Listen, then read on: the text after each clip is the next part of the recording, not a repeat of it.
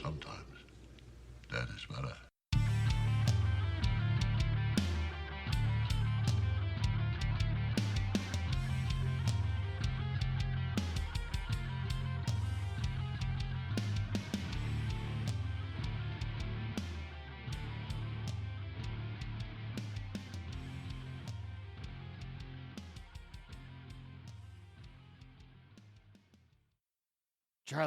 Charlie, come here, come here. What? There's no trumpets. The trumpets have stopped. They're gone. That's right. It was our whole intro. It was.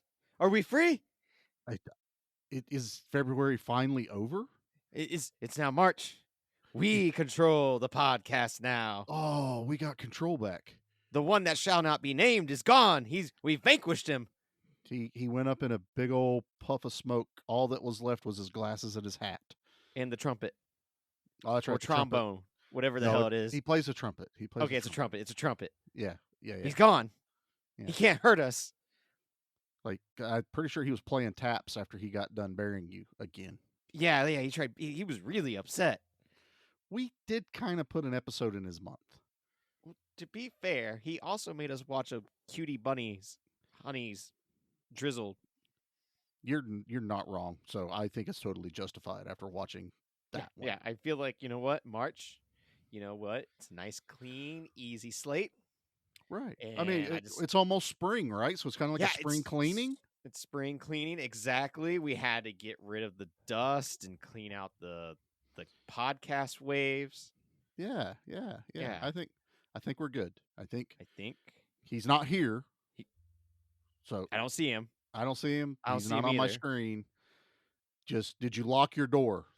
Yeah. Door is locked. That's been the problem you've had lately, is you do not lock your doors. Yeah, that's been a problem. And Beefcake is on watch, so okay.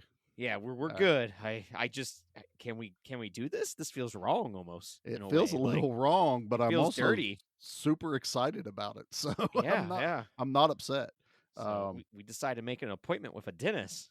We did. After all of the sweetness from Cutie Honey Boo Boo Shaboopy, I needed to see a dentist. Shaboop. I felt like we needed to see a dentist, and this is fair. I've been eating a lot of Snickers and Mountain Dew just to survive. Yeah. Well, we all do that. Yeah. Yeah. This is obviously sponsors us. Come on now. Yeah, sponsors. So yeah, we made a couple of phone calls, and then I remembered exactly why I hate the dentist. Yeah, definitely. I also remembered why I watched Falling Down instead. Yeah. A lot of parallels to the movie we're going to talk about this week. Weird parallels to a way better movie about a man losing his mind. Yeah, I mean, I won't deny that, but I will say I had fun with this one. So we're starting off our March with The Dentist. And guess what, Nate? What's that? Guess what? There's a trailer in we English. Have a trailer? Oh my God. You know what?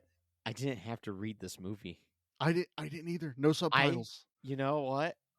I got to look at the TV, and if I wanted to look down, I didn't miss anything. I could hear what they were going to say. Everything was clear. I also wasn't bored and wanting to, hide in the crevice of the couch instead of watching the movie. Same. Jackie sat all the way through this movie with me. So yeah, this was a good pick. So I tell you what, before something happens, I'm gonna play our trailer. Oh my God, a trailer! Yeah, play that before he gets in here. For The Dentist. Hi there. Is this your first trip to the dentist? You a little scared? No? Good. Give me 5. Right. Dr. Alan Finestone's a renowned dentist who's got it all. Anniversary. A beautiful wife, a thriving practice, and an impeccable reputation. I know I'm early. Couldn't wait, huh? No more braces, thank God. Feels like quite a practice, doctor. Kay is always busy, so we're always busy. But behind the success is a man who's feeling the pressure. The IRS? You got real tax problems. When I tell you to do something, you do it. We're short-staffed as it is. Do you dress like that in front of the pool, man? Would you like to make another appointment? I had an appointment. You're not wearing anything. Now, Dr. Finestone's gone over the edge. This is my wife! Please, please. Tonight you pay for all that you've done to me. Maybe we should close up until things are under control. Things are under control. Everything is under control. What we've got here is a seriously derailed train. Man over the edge. Open wide.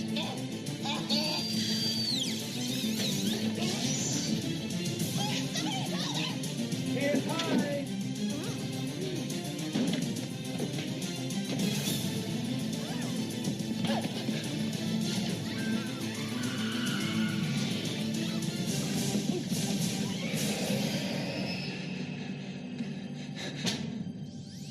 The dentist. There now. Better? That sound. That trailer guy voice. The trailer Okay. guy voice. So I missed my He's trailer real. guy voice. This one, I found it and I went, oh, this is just like when we did Arachnophobia, where it sounds like this family adventure movie, family friendly thing at the beginning of the trailer. It's a and then 90s adventure. It's so, and it makes it even more unnerving when you know what this movie's about, man. But yeah, so Nate, why don't you tell them why we're doing The Dentist? What led up to us even picking this movie? Yeah, why did we pick The Dentist? Well, we had to, clean the gunk off of February. And we wanted something that we definitely remembered from, that childhood and that uncomfortableness with it. Yep. We haven't done a Brian Usna directed film yet. No, but Brian is a pretty regular on the show. Yes, with we've his done a lot producing works. with his And producing then works. Vestron just released a Blu-ray of 1 and 2, and you happened to pick it up, and then you sent me the digital copy. And since the inception of this podcast, The Dentist has came up multiple times, and it just hasn't quite found a right moment to be watched until the timing of the Blu-ray being released, and just like we needed something for March and try to have that clean slate, and here we are. A good old dental cleaning. Yeah, so Yeah. good old Vestron, man. They pump out some bangers lately. This transfer is magnificent. Gorgeous. Because you still get the graininess, the film, like the black lines into it as well. They didn't clean that up, and I love that. They didn't hyper polish this. This is just on a really good, clean transfer. It looks like a high quality VHS. It does. In the best way possible. Like hi-fi. Yeah. No, it was. It's got a million megabytes of memory. That's a million megabytes. But yeah, I mean, and with like Vestron, like I picked up another one at Christmas. I got the Silent Night, Deadly Night. I think it's 3, 4, and 5. I wanted to buy that, but Walmart wouldn't price match it with me. I know. The sons of bitches. We've heard the saga. It's insane. And I did the first 2 are on separate DVDs, and I think they're at least $20 a piece. I was like, well, I'll just keep my I think it was like $14 or $15 for the 3. But I wasn't going past 11. Damn it, Walmart. No, the dentist movies, they were $12.99. That's what I paid for 2 movies. Well, that's what's great about Vestron is they usually give you a quality movie at a very, very affordable price. Affordable price. I whatever it is that their motto is, I don't know what the hell I'm trying to say, but their sales pitch is we bring something that's kind of been forgotten about, we restore it, and we bring it back at an affordable price point. And what I like about them is they are available in Walmart. Like, I'm pretty sure you can probably order them like on Amazon or something, but I like walking into Walmart and going, oh, there's a new Vestron release. And they've released like movies that aren't like horror, action. Sometimes I'll skip those over. I think they had Earth Girls Was Easy was one of their other recent releases. And I was just kind of like, I like Jeff Goldblum and Gina Davis, but I'd rather watch The Fly instead of, Jim Carrey and Damon Wayans and everyone in furry alien suits. I'll skip that one. It's fine. But no, so The Dentist, man. And like you were saying, we all have memories of this movie. And I'm going to be honest, I don't think I've watched this movie since the 90s. Oh, like seriously. Same. This was a movie, and I don't think I've ever seen like an actual uncut version of it, because I remember Oh, this okay. being the movie that played during daytime on like WGN, one of Yeah, I those can see like that. Yeah. The Fox afternoon other movies. other cable Yeah, stations. yeah. It wasn't the WB, ABC, NBC, or any of that. It was like you just happened to get this channel 19 if the Yeah. antenna was moved just right to the left and pointed skyward. It was always owned by some weird other company, and then after a year, it would be sold to another company. Yep, So you it was never really constantly know. being sold, and then sometimes it was just like, we're playing nothing but Star Trek now, and you're like, I Yep, don't like Star Trek. Why are you doing this? just over and over again. So yeah, I remember. I don't think I ever watched this one on television, but this was definitely one me and Ben would rent. Oh, and that's the other thing. This was Yeah. definitely a VHS rental because, I mean, it's the dentist, the cover of it Oh, alone, the you cover's just know, hands in a mouth with metal A- tools, and it's and it's that perfect if you're, that right teenage age to be like, ooh, this could be scary, or really, this could be disturbing, bloody, this was the uncomfortable genre of horror. This was like it's not a slasher, it's not a ghost story. It's just so flippin' uncomfortable. And I put these kind of in the same things of say like Dr. Giggles or The Ice Cream Man, because all these movies kind of came out around the And same this time. is the kind of like, even though I was allowed to watch these type of movies, like, oh, this one I gotta hide in the rental stack. Yeah, That's what yeah. this one kind of feels like. Oh no, this one needs to be hidden in the stack of the movies. That way, it's not being known that we're renting this one for movie night. And it's one of those that you rent because you've already watched all of the Nightmare on Elm Streets, all of the, Friday the 13th. Now you're going into, okay, what's in the B roster? What's in the C roster? And I don't mean alphabetically, I meant grade of movie. No, it's And this constant high that you're looking for of what will be the next nightmare. And then yeah, as a horror fan, you do realize you have to watch a lot of shit to get to like something that's really good. so much shit. So Which makes much. the chase a lot more fun because you just never know what is going to be that Yeah. hidden gem. That's our mystery boxes before mystery boxes. That's our Yeah. loot crates before loot crates were a thing. So just grab that movie. It says it's rated R. Let's take it home and see what's on it.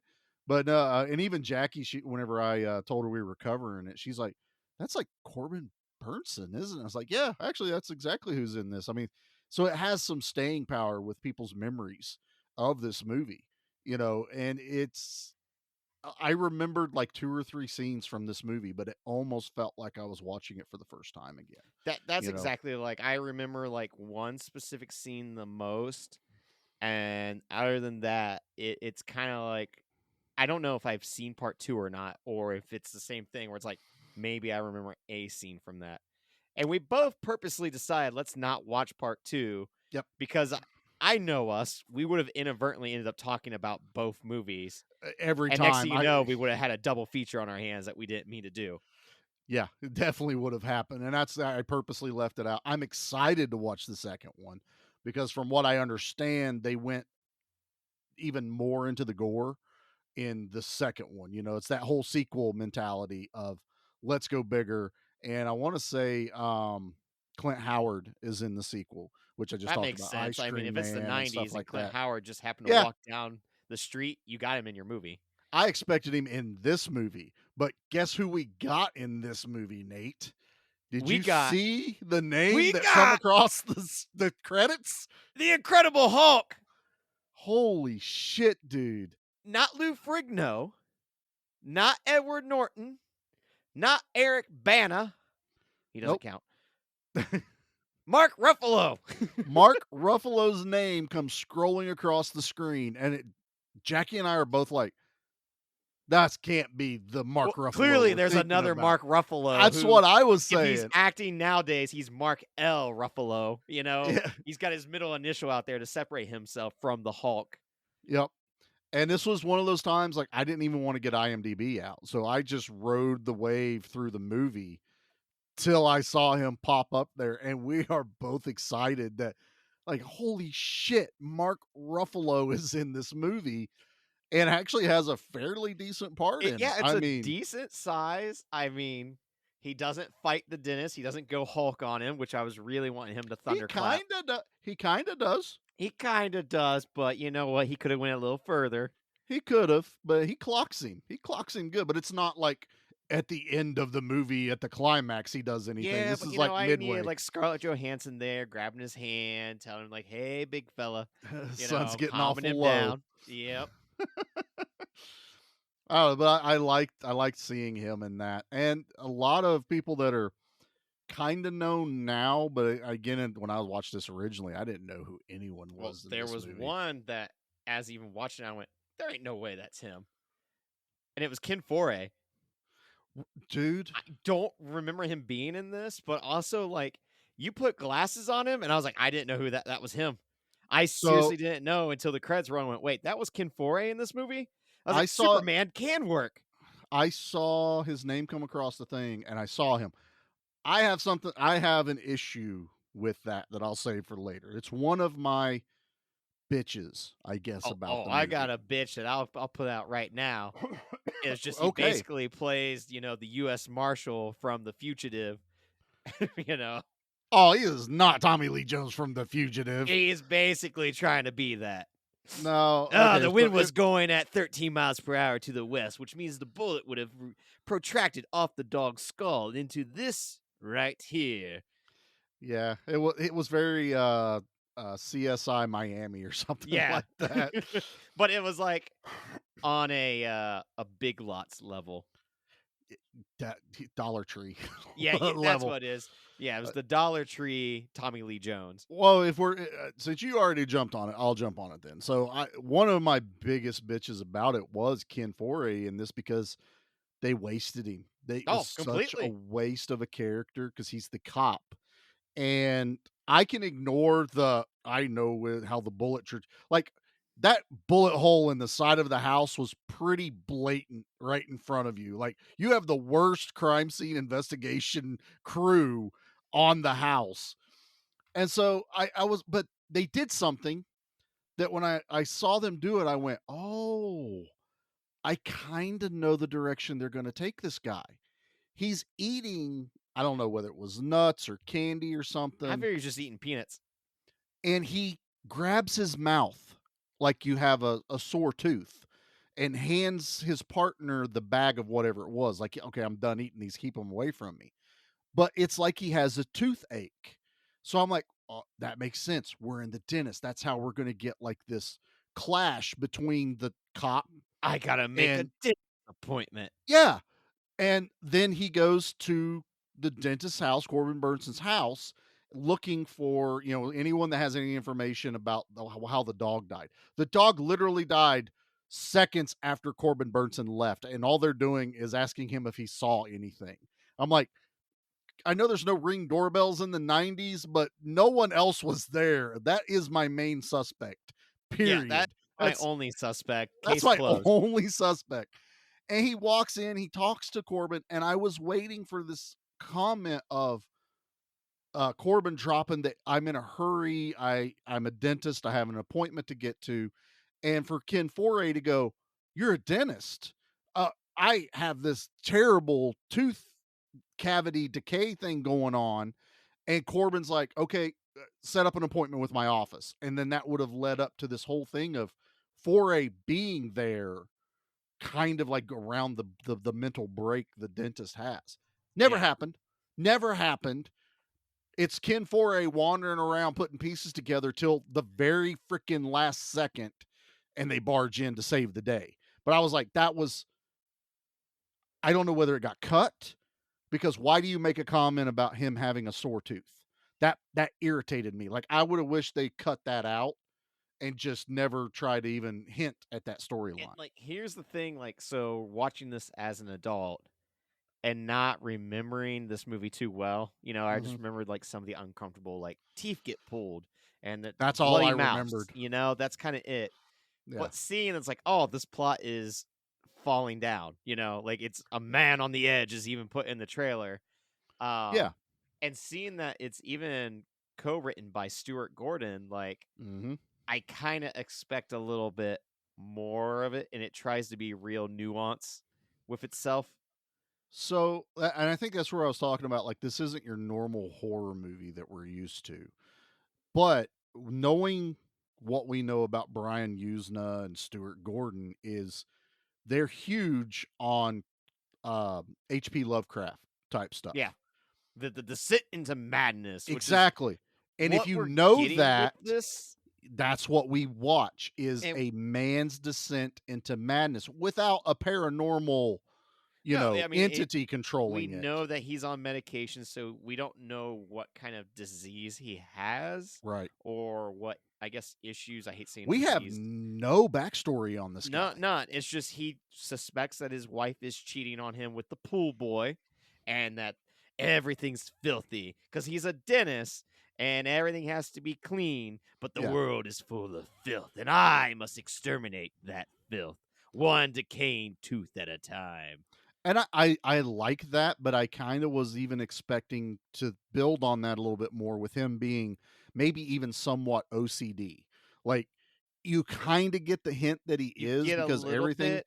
but it's not what we're used to seeing. Like, even whenever he's like at his office desk, like things aren't like in a perfect place.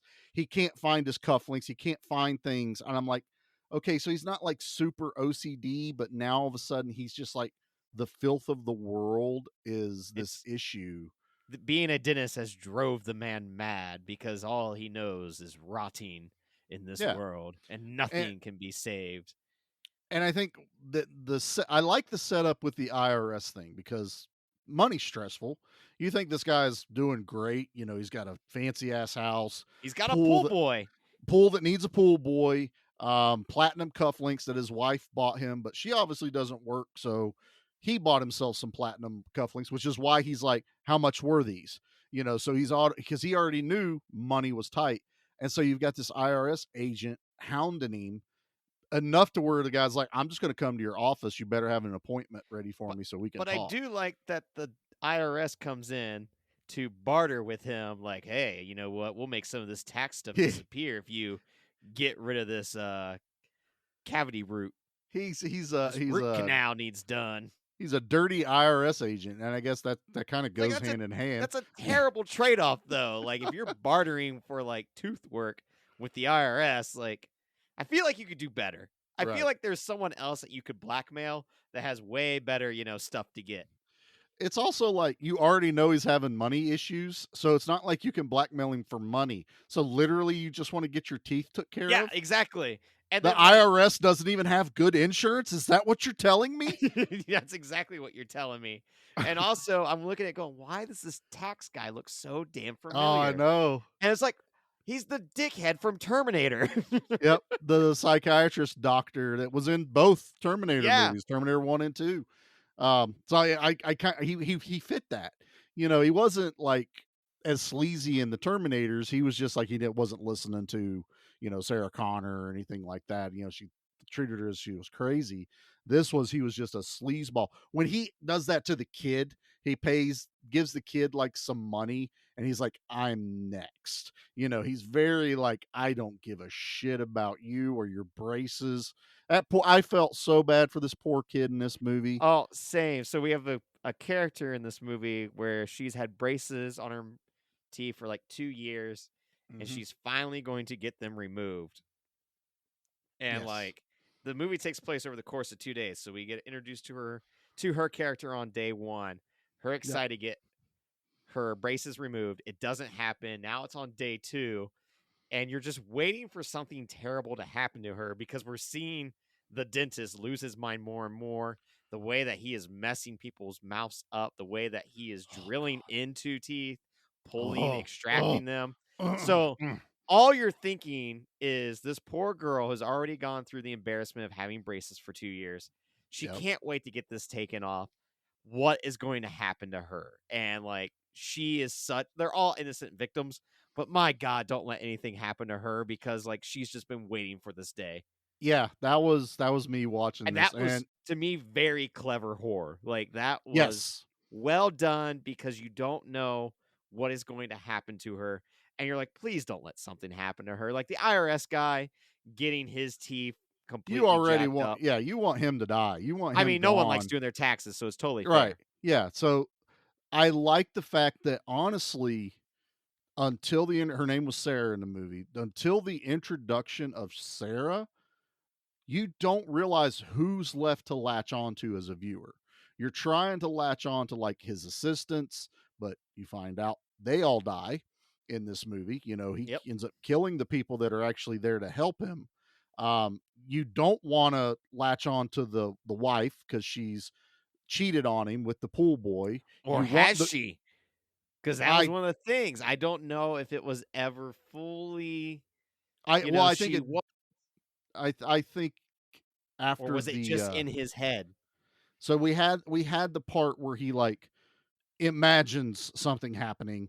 And let me tell you, man, that was brutal as all get out. Like that was some classic, like rough horror right there, where he just pushes her head. Of him just thinking that his wife is cheating on him right in front of him, and just like the horrific things that he would do. And as a viewer, you're like imagining worse stuff that's about to happen. Like he's holding the gun on the guy, and the wife is like, no nice way to say it, she's going down on the dude, and he holds her head down, and I'm waiting for him to like hit her on top of the head and chomp the dude's junk off. You know what I mean? You're waiting for junk to get chomped off, and because he's also talking about like, show him how perfect your teeth That's are. what I was going to say. He kept pointing out like, how perfect are your teeth? Show him how perfect your teeth are. And I'm like, she's going to bite his dong off. Yeah, and then there's going to be a dong bite, and that's never happened in the history of the show. What do we do? Not yet. We've had dick punches of the week, but not dong bites of the week. We've had David Bowie's codpiece, but we have not had a removal of said junk. We did have a dick shot off. Okay, so that did happen. You know, that's going to happen, but not one being bitten off. But and then it cuts back to where he's basically just imagining it. But I think because he goes back and sees it happen, I feel like that was actually what was happening. Because she's also acting as if she's done with the marriage as it goes.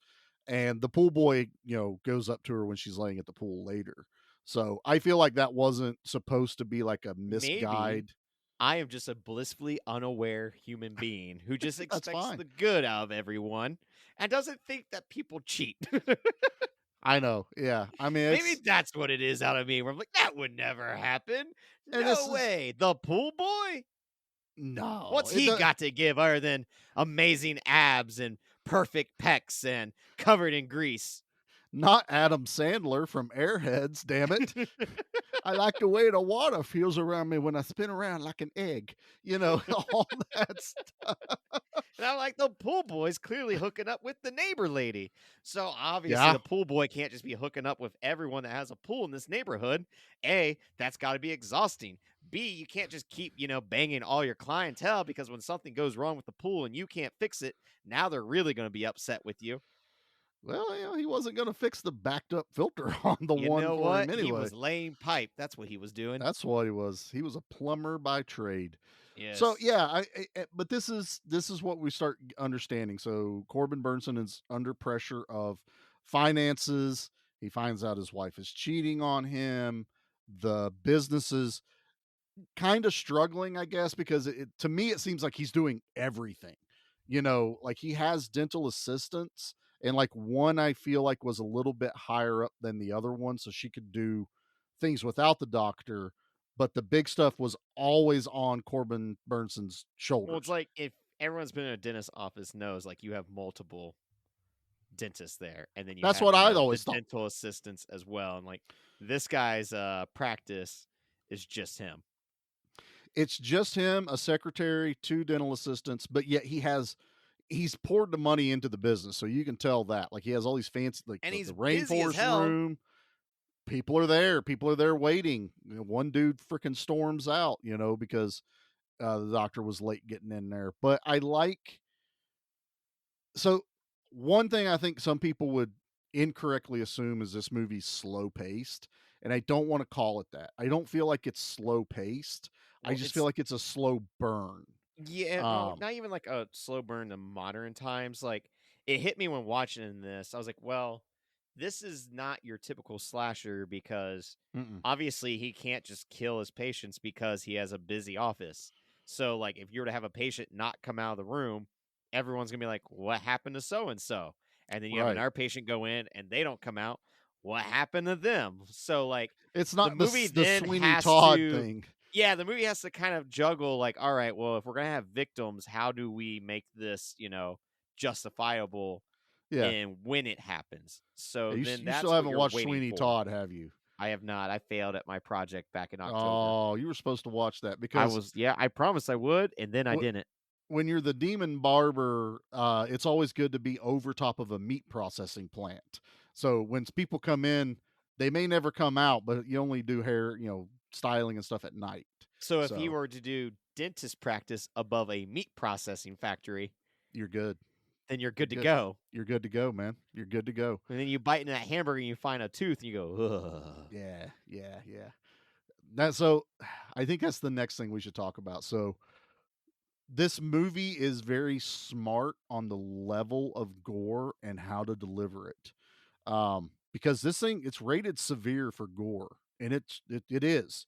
This is pretty severe. It is, but also trauma when you gore. have the name Brian Usna and Stuart Gordon involved, you would expect, I guess, more. I guess if it was something that I knew it was a slasher or creature feature, yes. Yeah. But when you're talking the dentist, it's very specific on the mouth. So some mouth horror is going to happen. And that's the thing, because we are all uncomfortable with, like, I don't want my damn tooth pulled. No, getting a shot in your gums. I don't want a drill happening. Like, I don't want anything of this. Even cleaning suck. It's the worst. I gotta hold my mouth open, and then the only time I get some kind of like breath of fresh air is when you put the hose in me that like is the air sucking. Sucking the saliva out of your mouth. But I like how it works its way to that, because he gets the little kid. And he's got the facade on. This is kind of the start of seeing his cracks in his mental break. Was he's cleaning the tooth and he starts, his mind starts to wander about everything going on, and he sees the teeth as this decayed garbage teeth. And he thinks that this kid's eating nothing but Snickers. Once again, please sponsor us, Snickers. Snickers. And he cleans a little too much. You're not you when you're hungry. That's right. Eat a Snickers.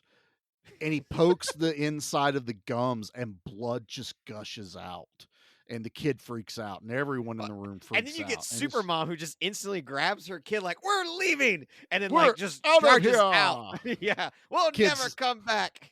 Kid's legs are flailing at the bottom. His legs just slam into the door. His head slams into the wall. And then when she gets to the car, it's slamming into the concrete. Like, she is just like flailing that kid all over the place. That kid all the way to the car.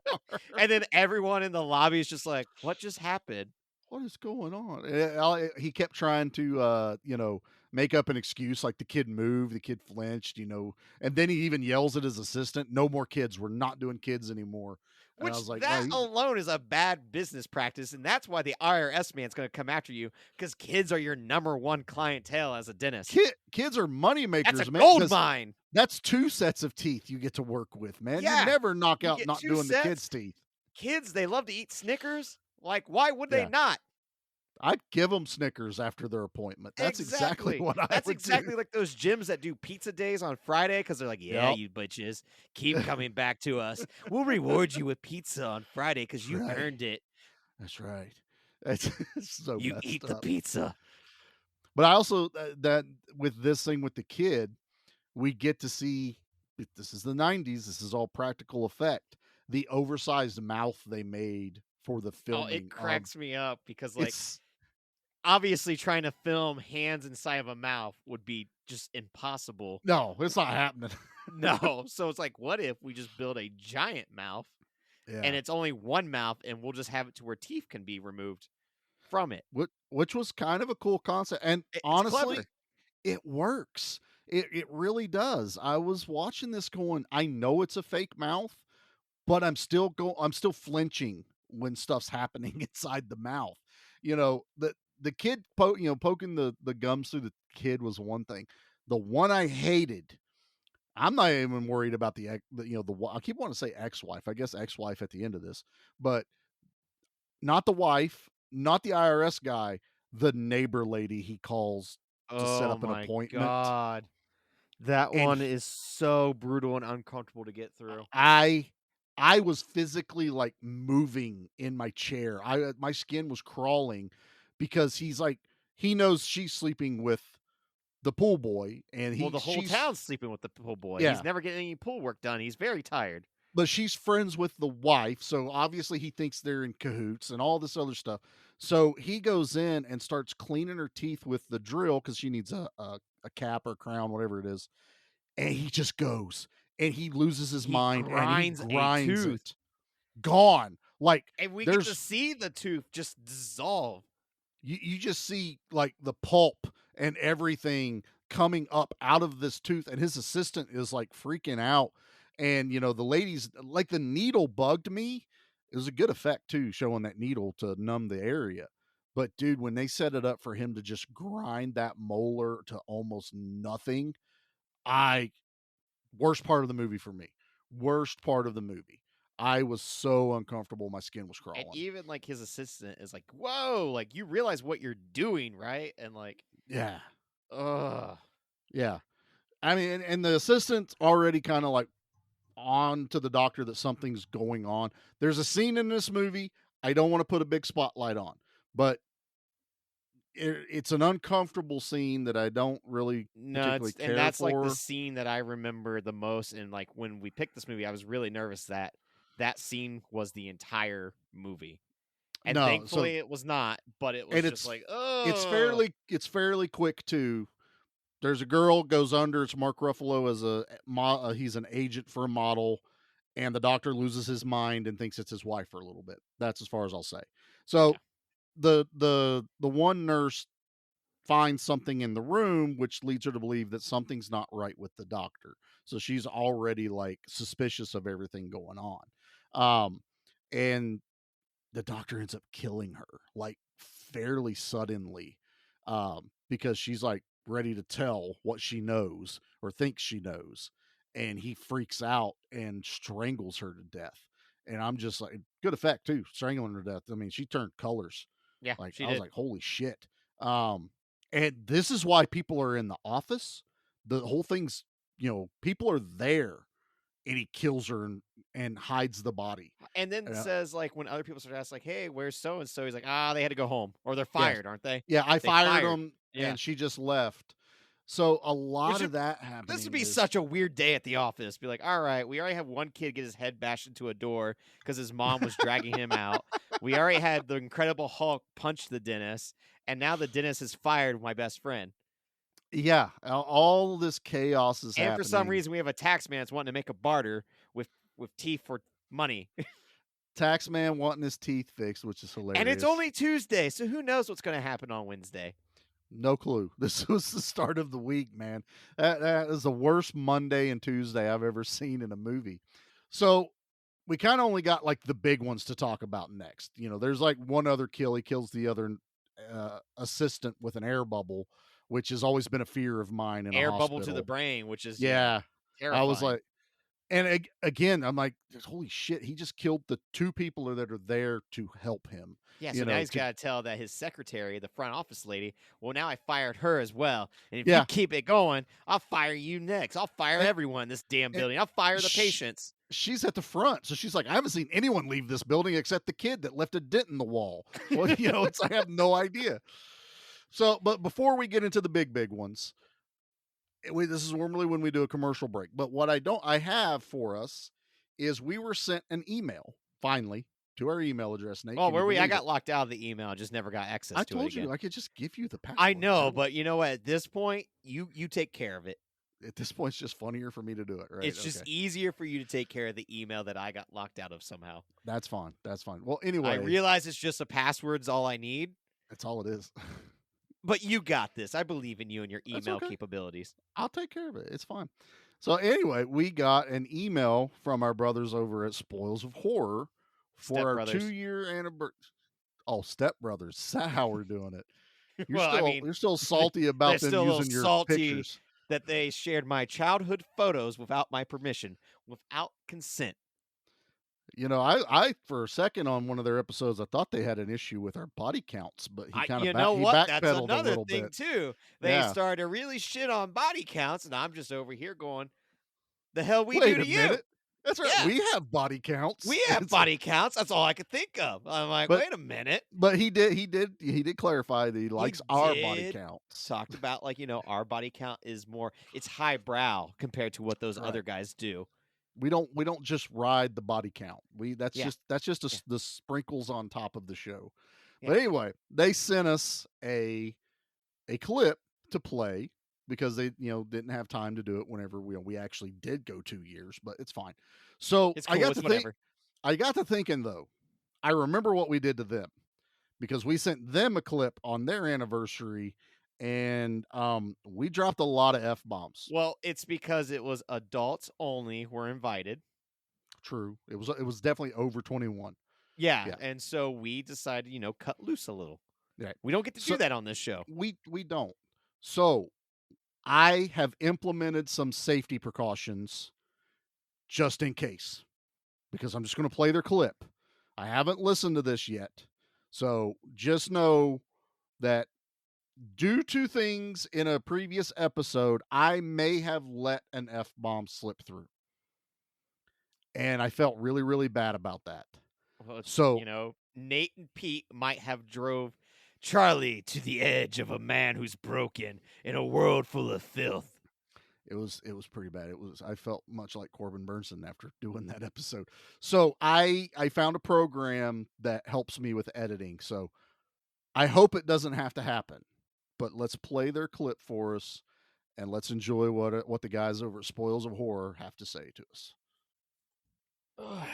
Hey, Leo. Yeah, hi. I don't know if you heard, but our friends over at Give Me Back My Action Movies and Give Me Back My Horror Movies recently had their 2-year anniversary episode. 2 years. Pretty incredible, huh? That's really great. I'm actually very proud of them. It is a wonderful achievement. During their episode, they asked people to supply questions. And we supplied a couple of questions. Yes, we did. Very nice, poignant, perfectly placed. Interesting questions that I really thought so. got to the mind. Thought-provoking, yeah. But they made a very casual comment. One thing these shows don't understand, these ones we partner with, I hear everything. That is true. And they made this casual comment where they said, for our 2 years anniversary, Spoils of Horror didn't send us an audio clip. We sent them an audio clip. Well, I thought we could send them one because they did send us one before. it is true they did. They were very kind. It was very lovely. Enjoyed it. In a breakout, not typical for them way funny. You know what I mean? Yeah. It was good humor. It was solid. It was something we could really sink into, and it really played well to our show, the way we do things. Well, they finally got to drop the F-bomb, which It they was never get to do phenomenal, on their show. because that was a treat. Because our show, We it's do it all over- the time. I mean, it's all over the place. Yeah, so it's all over the people place. are used to it. Every other word. But to have it be something special, I remember those days when it was a special word. Yeah. Anyway, now we're on their channel, and I just want to say congratulations on 2 full years. 2 years. You guys are doing great. You're an amazing show. And we love you guys. in the end, Yeah. Platonic all ladies, the of work course. you do, you guys are a bunch of badass motherfuckers. What just happened? That sounded like a gunshot. Dude, I've I been live- in poor neighborhoods before. I know what gunshots sound like. Dude, I live in Cambridge. Like, people here eat kale. I'm telling you. That must have just been... Somebody had their TV on. Oh, you know what? That's probably true. So anyway, I don't want to get interrupted again. So you guys are great. You have an amazing show. You guys are badass motherfuckers. That It happened again. Twice. Wait a minute. Wait. Now, we came here to their show. We're in their little world. Do you think... When they were on our show, they could say, but That- now Now that we're in their show, we're on their show. we can't say... We can't say. That's not going to work for me. I can't do this. I can't... You know how many times I have to say that. It's a medical condition. I say all the time. I know. It's a fucking disaster. No, I can't fucking be here. Everything about this is just fucked up. I We don't can't- like being This here. is terrible. Fuck this. I can't survive like this. I know. Dude, I can we gotta barely get out. breathe. Where's the finagler? I need my fucking inhaler. We have to go now. We have to get out run. of here. We have No. to get the fuck out. This is crazy. I can't operate. We can't do our show like this. Well, you know what? Fine. I think this is a perfect opportunity to say what I really feel about this show. I think that this show is... Absolutely. outrageous. It's fucking outrageous. And these people can eat a fucking dick. And everything. And also,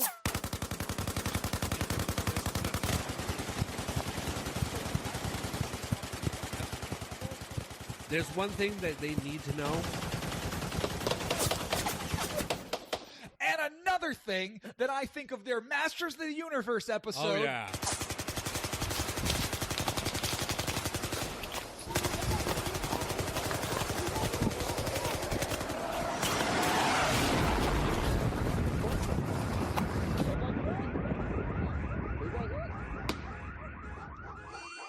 All right. And the horse they rode in on.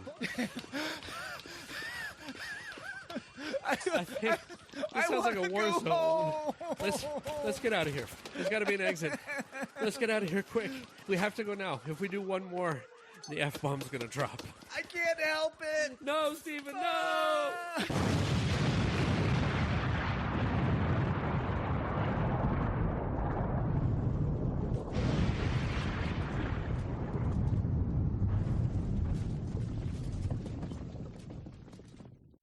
So I'm going to go ahead and say I'm glad I paid for the premium package for that app. Are they okay? I don't think so. Oh God, I didn't know that could happen. I just got an app that put gunshots over F-bombs. I think we killed them. I didn't know there was that many sound effects with this app. What? I thought he liked the Masters of the Universe episode. He might have. I don't know. I think they're dead. I think it's just a smoldering crater somewhere in Maine. I think they're in Boston. Somewhere up there. I don't know Northeast. I don't know. You know what? The Northeast all blends together at some point. Maybe they recorded that in Maine. I don't know, but wow. That's a lot to take in. Always buy the premium version of your apps. Always use protection. Wow. Oh, it's a lot to process. Thank you so much, Spoils of Horror. That was great. So much. That's the only way to return the gift we gave you guys on yours. Yep, So that we was, appreciate that. God, that was so good. Please listen to their show. I cannot stress that enough. Don't listen to our show. Just listen to Spoils of Horror. They do, the movies that I want to cover, and we do the movies they want to cover. It seems to be a pretty fair trade-off. Yeah, I don't know if Steven knows we're covering The Dentist yet. So probably by the time this releases, we're going to get a message from him going, "You bastards, you did it again." We do need to recover, do the happening before they get to it. That is right. Yeah. We're not supposed to know about that. Okay, yeah. Yeah. Because we're totally not doing the happening. Totally not doing the happening. Wink. Wink, wink, nod, nod. All right. Cough, cough. Okay, well, that was fun. So let's talk about the fun of this movie, The Dentist. Let's get back into it. So what I remember from this movie is the teeth pulling of the wife. At first, I thought it was a dream, and that wasn't happening. Why were you thinking everything was this Because dream? this movie does a lot of weird, everything's got a white tint to it. Because we're in heaven, and then we got weird camera angles for no damn reason. Because that's Brian Usna, dude. You know that. Loony. We're so cool and different. I saw all that going. Brian is having a ball filming this. What movie. if we have a person walking downstairs, but we film at an angle completely on the side? It's spinning, always spinning. I don't know. It's artistic. What if we have the dentist narrating the movie at the beginning because he's in heaven? He's not in heaven. He's in an insane asylum. I thought he was in heaven. What is wrong with you? Well, I thought maybe he died, but then I was like, well, there's part 2. Yeah, he's in part 2. He's in an insane asylum at the beginning. All Angels white can and do dental work. Why would he go to heaven? He had all the white, so he clearly went to heaven. He got rid of the filth of the world. Oh, God. No. Hey, I didn't agree with his methods. Oh, my God.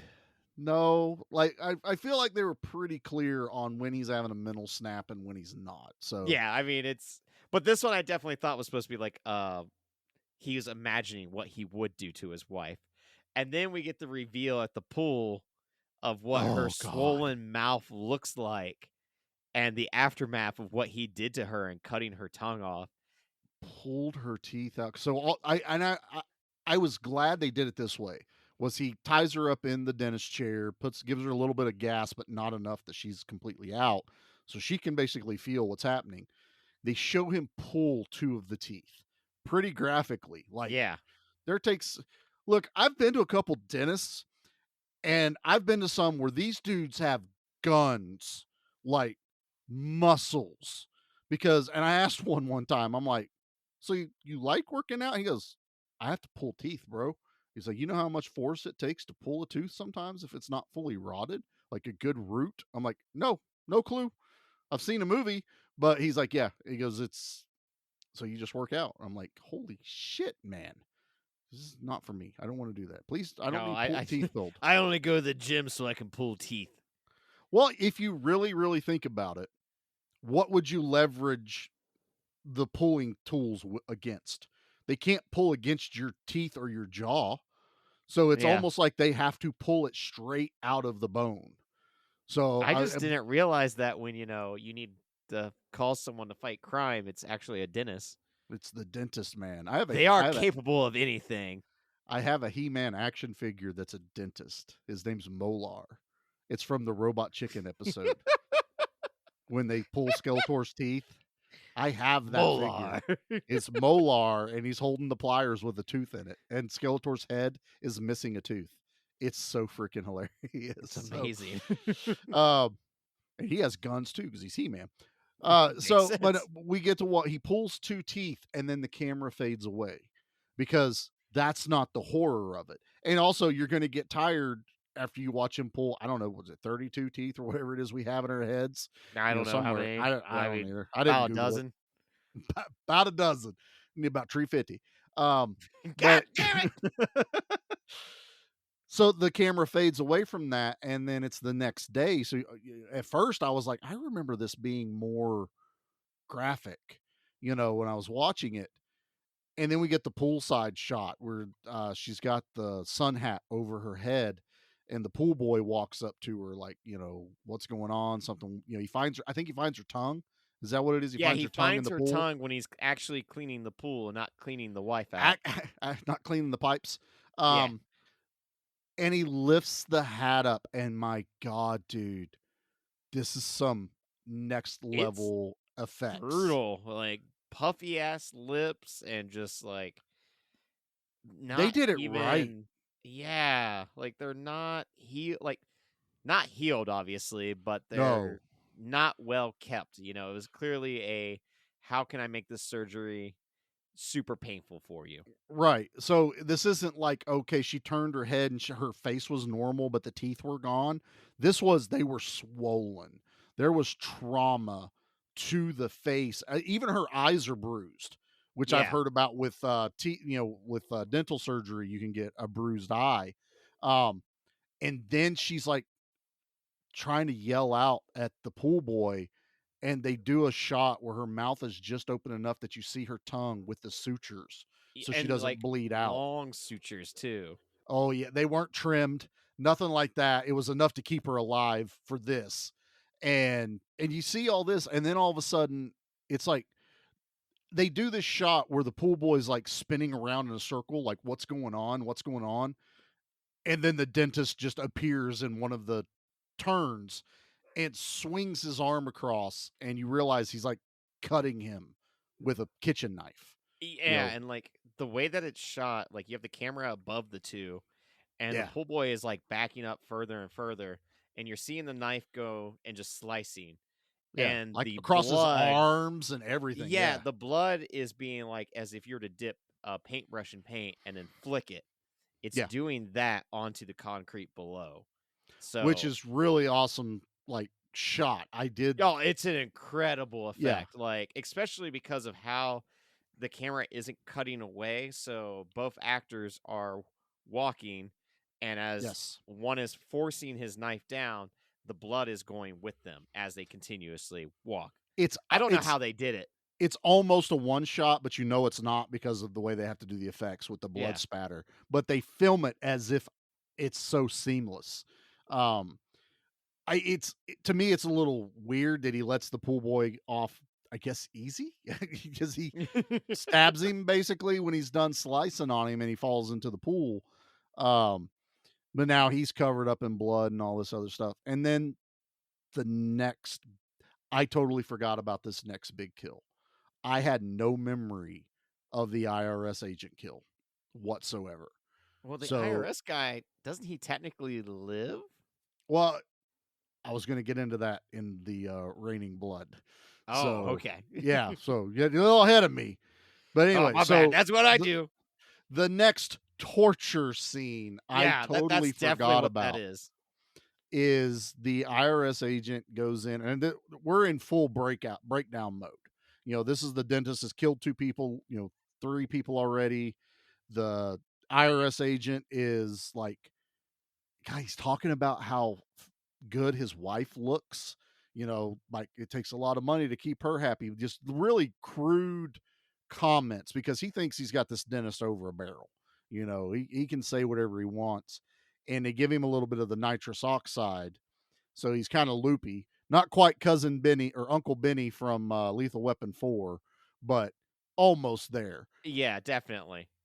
And the dentist slaps this like saw before saw was ever a thing contraption on this dude's head. I've never seen it's like one. He got something out of the auto shop. I have it looked like a medieval torture device. Yeah. That literally went over this guy's head with these pieces that went in his mouth. And as he turns the crank, it opens the mouth further and further. Like I know they show the little clamp that holds your mouth open. That is exactly what I thought it would be. This is nothing like I would ever see in a No, this is nightmare fuel. This is what your fear is as a kid, that your first time going to the dentist, that's what he's going to put in your mouth. Yeah, this is, it's not even headgear. And why would it keep going after a certain distance? No one's mouth opens that far. So it's like, there's no reason those threads on that rod need to be that long. And he just cranks and cranks and you hear cracking and blood is like spitting out and this dude's face is deforming. Practical effects are amazing in this movie. Period. It's a low budget movie and they put the money in the right spot. I love, even though it's painful to watch, this entire torture scene with that. It's uncomfortable all the way. Yeah, that's this movie. This movie isn't scary whatsoever, but it is uncomfortable to watch. Even not during the kills, like seeing the stress this guy's going through or the heartbreak we feel for Sarah because she doesn't get her braces off that first day. We're uncomfortable this entire movie and they just keep upping the ante as it goes. So there comes a point towards the end of this movie. So all these horrific things have happened and we still have Sarah sitting in the waiting room and just get her braces off. That's all I want in this movie. That's all I want for Sarah. Get your braces off. But the secretary's like, okay, I don't hear anything. He's obviously either almost done or done with the IRS agent because she thinks he's just in there getting some work done. She sends her back. The dentist, he's like cleaned up, sees her, tells her, okay, go in that room. And we see him taking the braces off. Very calm. Yeah. Very perfectly collected. fine. And it's just like, oh my God, she made it. The poor girl made it. I'm like, yes, please don't. This girl does not need to be tortured in this movie. I don't want to see her die in this because that's my only character I've kind of latched to. And so she gets all this stuff off of her teeth and he starts to lose it because he goes, you're going to squander this. Your teeth are perfect right now, but they won't stay perfect. And he starts losing his mind and pulls the gun on Sarah. Which is haunting because it's just like, dude, she just got her braces off. But Yeah. like in his head, like you get to see what he is seeing, which is just these decayed, rotted You see the teeth. decayed teeth. Another great effect. I love the And look he has of that. to rid the world of filth. I cannot stress that enough. And that's what, and he pulls, and this is not this is a young actress. I think she was in Ticks, which is still a movie I need to get you and Pete to watch. Oh God. Yeah. Yeah, a lot of ooey gooey in that one. That's why I want to cover Ticks! it. But you feel like she's scared. Like, I think she does a fantastic job in this movie. She's terrified at this point. She's able to kind of kick the doctor a bit and crawl her way out of the room. A lot of tussling back and forth. And she gets away from him for a little while, and she hides in the closet where he hid one of the bodies. And so this girl has to react. Worst dental appointment ever. Oh God, man. This will scar this poor girl forever. Oh yeah. And so we get a lot of this, I don't mean Scooby-Doo in a silly way, but a lot of... I mean, it basically was. Like, it was open up this door, go through that one. Yeah. He's in the closet. She slams his fingers in a door kind of thing. That looked like it hurt. It did. I guess there is one thing we haven't said about this movie, that this is technically a dark comedy. Like, there's funny things in this movie that are disturbing, but you still laugh at. So I guess using it as a reference of Scooby-Doo when they're running around, this office isn't that big, but she keeps getting away from him.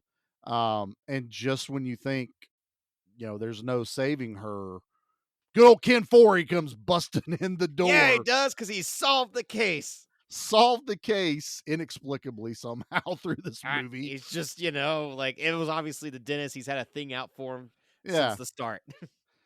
So Ken Foree busts into the dentist's office, saves the day, stops the dentist. In Ken Foree style. In classic Ken Foree style, although he doesn't get totally eaten by weird third dimension bugs.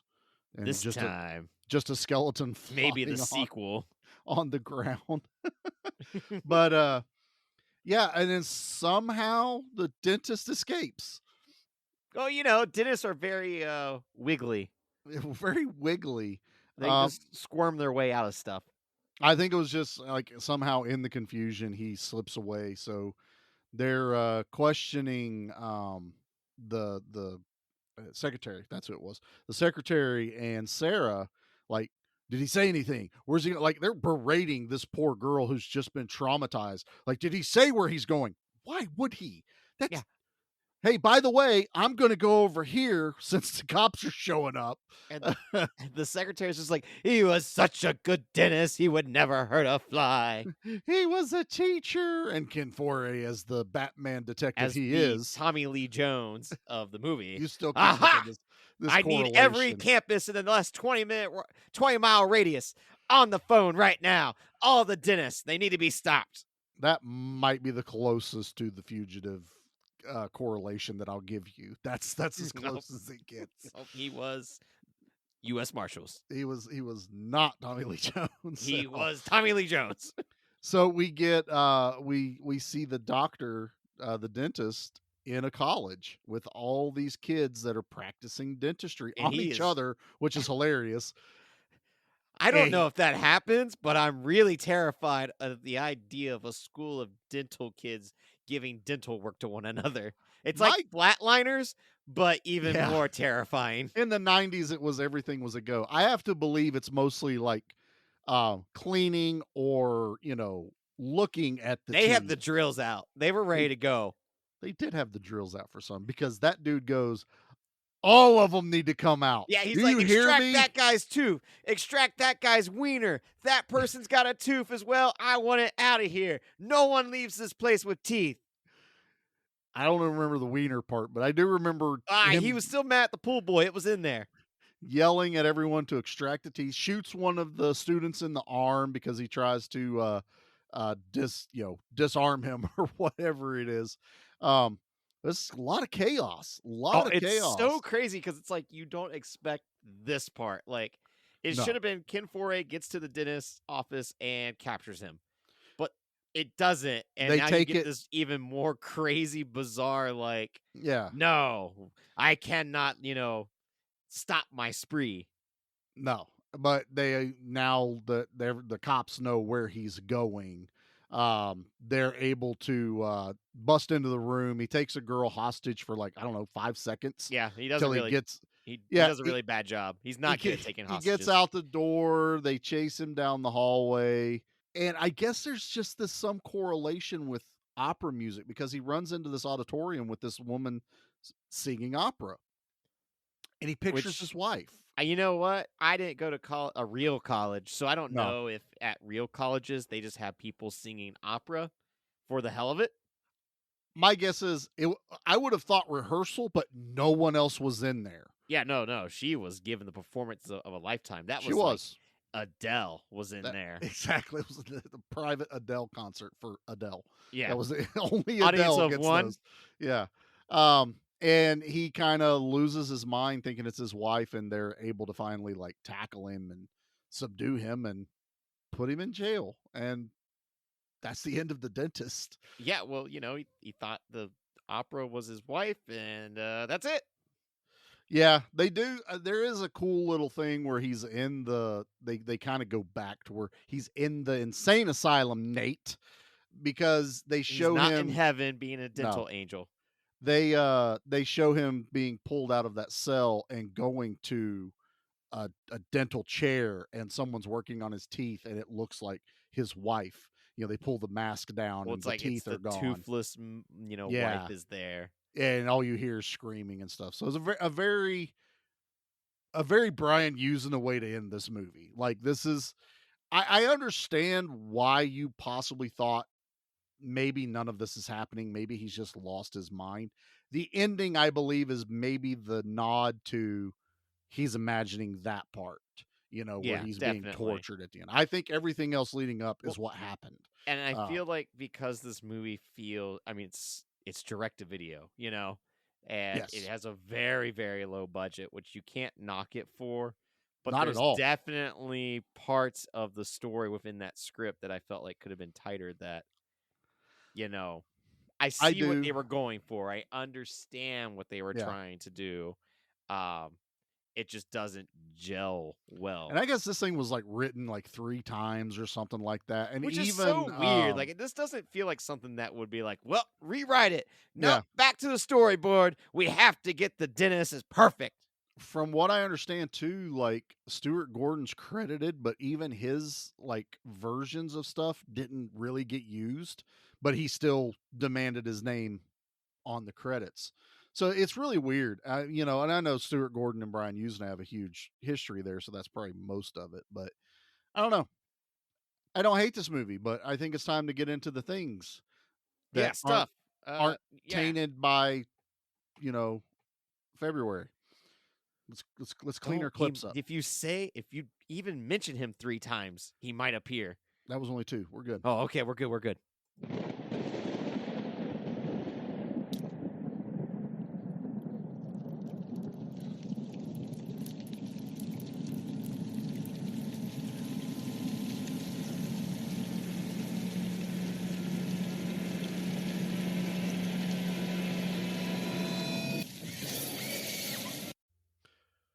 Well, as Nate tried to jump ahead on me a little bit earlier in the episode, that's what I do. I just want to jump to the end. It happens. There's 3 people die. It feels like more though, and I think a lot of it is because you get to see more torture and people that probably wish they were dead after they visited this dentist. So there's a lot more torture. So the wife doesn't die. No, she lives. She lives. Ken Foree finds her upstairs, tied up, and she's still alive. And I think I have an issue with the IRS agent because we think he's dead. And as Sarah's like trying to escape, he pops back up to like scuffle with the dentist. Yeah. That's another fantastic shot of the thing on his face. Like everything is distorted. Oh, it'd be so uncomfortable to be wearing and try to act in. Not to mention, if my hands work, I'm uncranking that thing and getting it off my face. But no, without a doubt. he grabs hold of the doctor and kind of fights with him. Yet nothing is ever said about him again. And I'm sorry, to me, I don't know how he would have lived through that. Like, to me, just the shock, the trauma, everything right there on your face, like that's stretching shit up around your brain area. You know, I wanted to believe he died. Not to mention, that's one of the characters I kind of wanted to die. Yeah, no, that's totally fair. Other than the pool boy, innocent people die. Yeah, I mean, everyone's like, they don't deserve it. Right, which I guess is a very Lovecraftian way of doing this. So I get it as far as what Brian Usna is doing, but it's still it's that uncomfortableness. What's more uncomfortable? The bad people don't die and the good people do. And they just held back enough to not kill Sarah because there has to be something to survive at the end. What I was actually expecting, like fully expecting, was when he goes to that university that I was going to have this crescendo of a bloodbath. Oh, yeah, I was really expecting like a full on massacre. I fully, because like he's fully gone off the deep end at this point. He's surrounded by other people that he could even view that are not in his league of dental work. Oh, they're all students. Yeah, like you know, you will never be able to do what I can do for the world. So yeah, you must all be vanquished. Like I don't want anything to do with you. He's God over these people. Exactly. You know, so I honestly, when I was watching it, because I didn't remember very much, I went, wow, is there like a really big bloodbath? Because everything kept ramping up as this movie went, honestly. So I was like, I was buckling in, and then it doesn't happen. One kid gets shot in the arm, and then he gets taken alive at the end. And I was like, wow, not the way I expected this movie to end. But so yeah, technically 3 people die. The wife definitely has a lifelong agony, which I guess is kind of her comeuppance, one would think. Yeah, but she doesn't deserve it, like, Does she not, though? I mean, maybe not to that level, but, I'm not going to condone adultery either, but. No. And she was, I think it's the biggest problem I have is I don't have enough backstory about him to know maybe why she's doing what she's doing. And it's probably done on purpose, because if I know he's a dickhead, then I'm going to side with her and I'm going to sympathize. I think with no her. maure what, it's just like he was already an unsupportive dickhead, and his reaction to the cuffs missing. Well, I feel like he's so focused on the job. That's it's that lonely housewife mentality is what I'm guessing they were kind of shooting for. But I don't know. That's such a weird thing, but also that's very, and I'm saying it over and over again, it's a very Lovecraftian thing. There isn't really a happy ending for most people in this. Like even Sarah, she survives. That's trauma for the rest of her life. Exactly. Like no one has a good time. The secretary now has no job. Now is basically the only one left holding the bag. That's it. So yeah, a lot of weird stuff. So I'm going to play the drop. I guess we can just talk about our favorite torture scene of the movie, I guess. Yes. What do you think? When we pitched the idea, you kind of forget that sometimes you come across movies like this. I mean, it's not 0 kills, so that's something. So, you thought? I'm going with the IRS agent. Because I get that. I get the sound effects. I get the actual torture out of it, and then he like reemerges later, and his face is even more like swollen and distorted and bloodied up, and he fights the guy. So I get a lot more out of that particular scene than I do even for the wife, because the camera cuts. We get the aftermath of the wife, but we watch what happens to the IRS agent. So I think that's the one I'm going to pick. All right, that's fair. For me, it's the pool boy, just because of that blood splatter onto the concrete. Like a very artful kill. It's so artful. It's so effective. Yeah. Yeah, like just the way that they filmed that, it was really one of those like, this is a shining moment in a movie that doesn't have many shining moments to me. It's a very well lit movie because so much of it happens during the day. A lot of white and bright background, so there's never a moment where I'm like, I can't see what's going on, and I love it for that. I really do. This is a very well shot movie. I agree, and Brian Usna can do artsy, but keep me entertained. I don't know if he can do artsy. I feel like he did.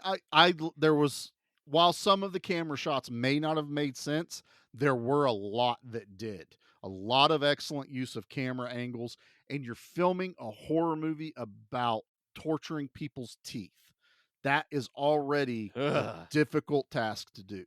So I give Brian credit for what he tried to accomplish here. Hell, he got a sequel out of it. So I feel like he succeeded in what it was.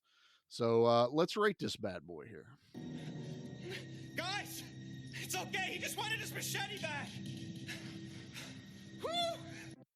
So I guess I gotta go first. We Yeah, gotta get back in our. you gotta go first. This is the right groove. This is how things are supposed to be. Right. Yeah, we gotta get back on track here. So I think I'm gonna go 6.5. I didn't hate this movie. I actually enjoyed it. It delivers on exactly what I expected, but I think a little bit of mostly script stuff. I'm still a little pissed off about the waste of Ken Foree in this. And I feel okay saying The Dentist is a 6.5. Okay, all right. 6.5 machetes for that. That's not bad. That's above average. You're higher than me. I was initially going to go lower, but I've enjoyed this conversation. I feel like we have made points that have made me go, oh, okay, that's fair. Yeah. Yep, you know what? I definitely feel like this is one of those. This is a perfect example of a movie that in the memory banks is way more horrifying, terrifying, just everything about it. Still effective, but there's in the memory of it, of being a kid and seeing it, was like, this was the movie you weren't supposed to watch. Yes. You know? And I feel like that's you're right. Yeah. Now, and I wasn't bored. Like, there wasn't moments of me like wanting to look at my phone. This isn't even a movie that I'm like, oh yeah, it's a good party movie. Like, I would not bring this to a party either. Nope. And like, after watching this, yeah, I want to watch part 2 now, but like, I don't really have a desire to revisit this either. Like, there's better Brian Usna movies and there's better Stuart Gordon movies to revisit as well. So I'm left with a really bizarre feeling of even like, I don't even know if I could recommend this to someone to revisit, because it's just like, like whatever you remember of it's probably just like, keep it that way. Okay. So like for me, like I think I'm at a 5 right now. That's fair. I was originally lower because I was just like, man, like I don't know if I really like this movie at all, but the conversation has really helped. Right. I get it. I think what I would have to say to that is I would recommend this to someone that maybe hasn't seen it for sure. Like, I feel like this is a movie for someone to experience. But I do agree with you that this isn't going to be one that gets put in like regular rotation. Give it about another 5-10 years. I may go, man, I haven't watched that in a while.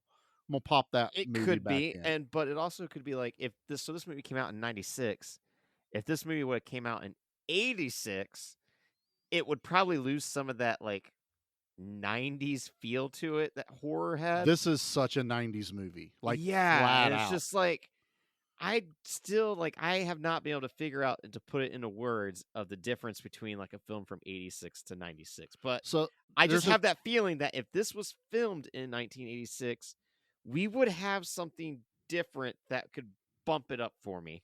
And I got no proof of that. But well, I get you. So my thought on that is, had this been filmed like in the 80s, it probably had a bigger chance to end up more of like a cult status. But it would not have been filmed like this was. And what I'll say is the reverse of that is also, say this movie was made in the 2000s, we would have had ultra high, good looking people. Everyone would have been super sexy. We would have had the J.J. Abrams like camera flare off of the dental skylights and stuff. Paris Hilton would have been in this. She'd have been the first one to get her teeth ripped out or something. Yeah. So there would have been that. This is a very weird area of the 90s, and it's very transitional for horror. This is also like right around the time of like Brain Scan, which is one of my favorites. But this is the same year Scream came out as well. I was going to say this is like right in Scream territory, where that is the huge shift is right about Scream happening. Yeah. And then they just took it into this polished CW soap opera thing. I like that this is a 90s movie. This is a better than Leprechaun 4 for sure. Without a doubt. That's but dead like into Leprechaun the 4, I could throw on with a party. The Dentist, if I threw this on a party, everyone would just be looking at me like, yeah, we're not inviting Nate back. Yeah. This one's a bit of a downer for social gatherings, but this is also one where if you have a group of friends that just love watching horror movies, I would put this in rotation. Yeah. Especially if no one has seen it. Maybe had we all seen it. And then Charlie's not invited back to the party. And then I'm not invited back. Yeah. But I can't. All I'm going to say is, man, it's worth it to watch just for the practical effects. Like, I'm sure you can probably find it on YouTube, but just to watch this for the practical effects of the teeth being, gone, the sutured tongue, and then that saw before saw, man, that whole thing on that dude's head is just terrifying. Yeah. And watch the molar grinding scene, period. That caused me to move more than any of the scenes. It's causing me to move right now. It is. And then I'm thinking about what if there was ticks in that molar. Go and watch Ticks, man. Ticks is fun. Ticks is fun. All right, Nate. Well, we also haven't done something else for an entire month. What else have we not done? I don't know. I forget how to podcast at this point. Everything got thrown off in February. We need to do a trash review, man. We got to bring it back. Oh, we can do that. We can because we were the right review and everything else was incorrect no matter what. On some of them, we were the trash review. All right, man. Well, here's your drop we haven't heard in forever. I'm the trash man. I come out, I throw trash all over the ring, and then I start eating garbage. And then I pick up the trash can and I smash the guy on the head. Oh, that's gonna be a disaster. All right. So this comes from Jacob John Taylor 1, who gave this movie a 10 out of 10 and said, "This is a great movie. This is a very scary movie. See it. It has a great storyline. It also has great acting. It is scarier than The Shining. It is one of the scariest movies ever. 6 out of 10 is underrating it. I give this 10 out of 10. Not what I expected, but definitely a trash review. Yeah, definitely. Once again, opposite of everything we've said. I didn't know what to expect from that one at all. It's not scary, guys. This is one of the non-scary horror movies. It's the scariest movie ever. One of the, according to this man. I will give you Corbin Burnson's acting in this is really well done. Everybody else around him, though, maybe I like Sarah. I think she does really well. Sarah's great. But everybody else, you're right, very 90s feeling acting. So they're not. It's not a 10 out of 10. Except for our boy, the Incredible Hulk, who is clearly the best actor in the entire movie. Mark Ruffalo steals it. That's 100%. So, but yeah, it's very odd that a 10 out of 10 score is a trash review. But I agree. That's a trash review, man. All right, Bubba. Well, we made it. We made it, but I still don't feel right. You not feel right? Nope, I don't feel good about this. Like, why don't you feel something's good? wrong. Something's wrong? No, I just, you know what? Something's got to be done, damn it. Okay, he's getting awful feisty. No, because February went wrong. We were lied to, we were deceived, and then we picked a movie that was just okay, and that's it. Like, I've had enough of it, and we gotta step our game up. Damn it! It's been 2 years of this shit, and here we are. I feel like we are below the barrel. We're not even at the bottom of it. Somehow we got underneath it. Wow. No, it's not even a wow. It's an upset. Oh, okay. What can I do to make it better? I don't know. You know what? Reboot. We're Reboot. gonna reboot the whole show again. You're right again. We've Again! rebooted again. A Action. reboot. It's reboot. Action. Action. And we do it with the action movies. Oh, wow. Okay. I don't even want the logo to be the same anymore. Well, I guess it's a good thing I've been working on something behind the scenes then. It's gone. Get rid of it. Done. All right, that was easy. Yeah, you're kind of lucky, but yeah, wasn't expecting to go that hard yet, but yeah, No, I'm upset. We are not doing things right. We haven't had any real bangers in forever. Yeah, okay. We need to give the people what they want. All right. Well, can I do the thing so they can tell us what they want? Yeah, you could do that thing. Okay. Unless you want. I'm a man on an edge, Charlie. When you say reboot, this podcast is full of filth. When you say reboot, though, does that mean you're going to start doing the closing statements? Oh no.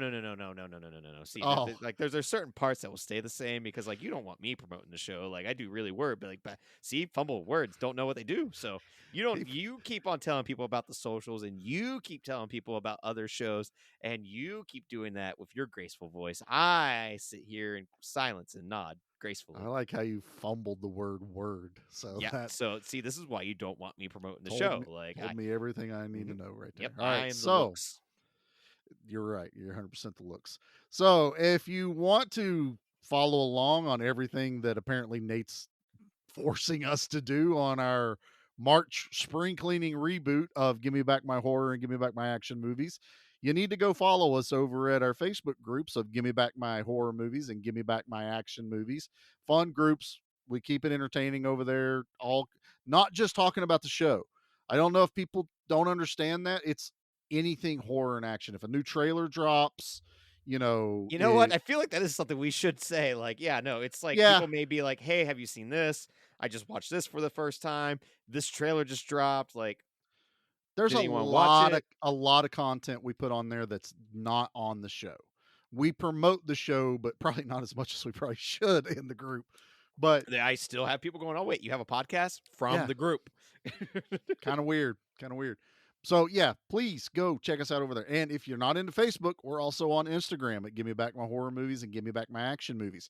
Same deal. We just share stuff randomly, things about the shows, things about just horror and, action all together. That's where you meet our friends of Spoils of Horror. You see our interactions over there and a lot of fun there. We are also on Twitter under Give Me Back My Action and Horror Movies. We're on TikTok.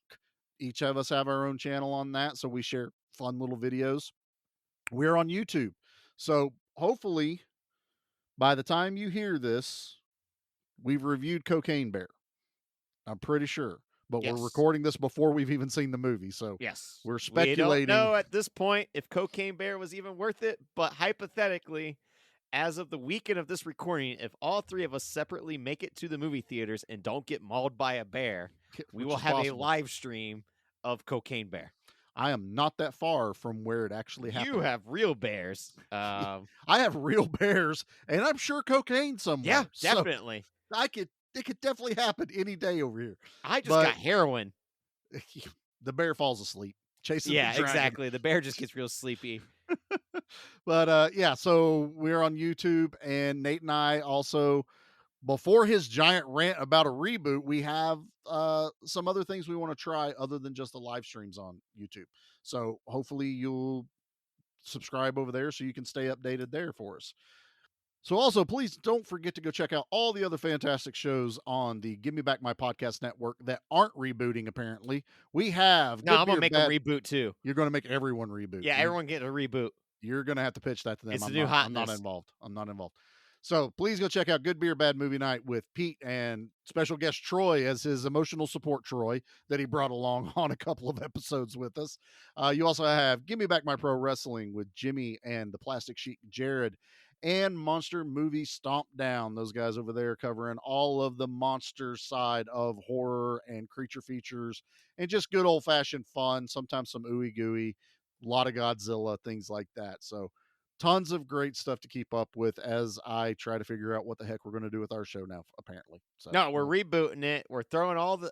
This is all going in the trash. All of it in the trash. No, it's not going in the trash. All the shows, all the episodes will still be up, but now it's going to be a better show. From here forth, it's only going to be better.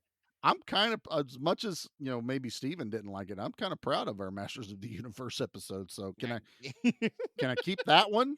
We're going back to that kind of level. All right. Oh, okay.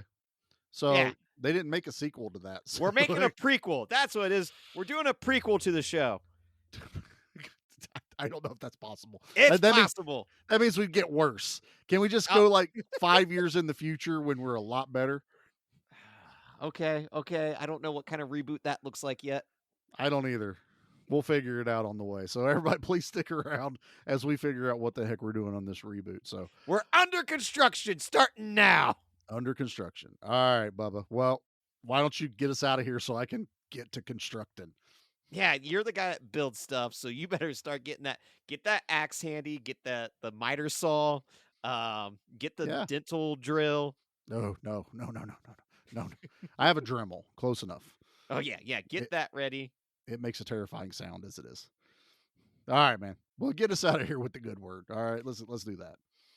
I am an instrument of perfection and hygiene, the enemy of decay and corruption, a dentist, and I have a lot of work to do. Now, let's talk about how I get back home.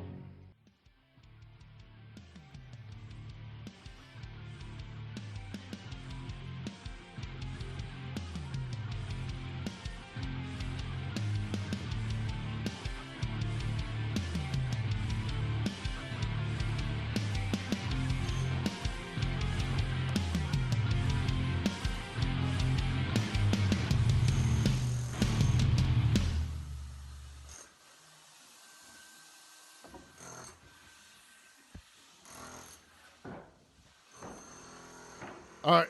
Okay, Nate, I know this is kind of... No, the board goes over there. It's just a quick idea to give you an idea what we're going to do. Well, no. All right, now you got hammer over there, too. Dude, we're not doing this. That's exactly... All right, and then the floor plans, they go there. Did you even look at the colors? I want a toilet, too. What do you need a toilet for? Well, up and downstairs. And you know what? We're probably going to need an elevator. I am tired of using my legs. No, we're getting an elevator. I will get you the thing that rides you up the stairs. Yeah, give me that old person thing that goes up and down stairs. I want one of those. I'll get you the thing from up. I want windshield wipers in the studio, too. You're impossible.